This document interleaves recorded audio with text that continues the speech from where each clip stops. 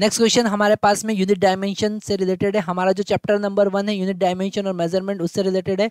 बहुत easy question आपके सामने है। क्वेश्चन यहाँ पर गिवन है, linear momentum end moment of force have same dimension. Statement 1 उन्होंने कहा है कि लीनियर मोमेंटम और मोमेंटम ऑफ फोर्स का डायमेंशन सेम होता है। बिल्कुल गलत बात उन्होंने कही है, क्योंकि लीनियर मोमेंटम का डायमेंशन क्या होता है ना। लीनियर मोमेंटम क्या चीज होती है? लीनियर मोमेंटम यहाँ पर P is equal to mass into velocity होता है।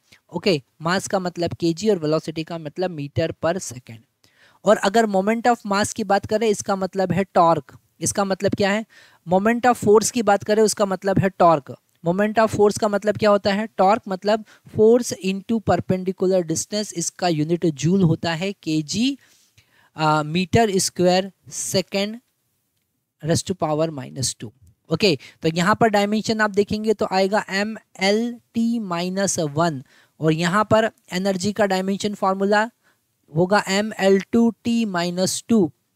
तो दोनों डायमेंशन फार्मूला अलग अलग है। पहला स्टेटमेंट गलत है, आप लिखेंगे फर्स्ट स्टेटमेंट इज रॉन्ग। और सेकंड स्टेटमेंट जरा ध्यान से देखें, Planck's constant and angular momentum have same dimension. अब प्लैंक कांस्टेंट की बात करें, इतना ज़्यादा दिमाग ही नहीं लगाना है, आपको डायरेक्ट याद रखना है बोर्स सेकंड पोस्टुलेट। क्या होता है? Angular momentum mvr, angular momentum mvr is equal to nh divided by 2 ये आपने देखा था। तो एंगुलर मोमेंटम, इलेक्ट्रॉन का angular momentum is directly proportional to h।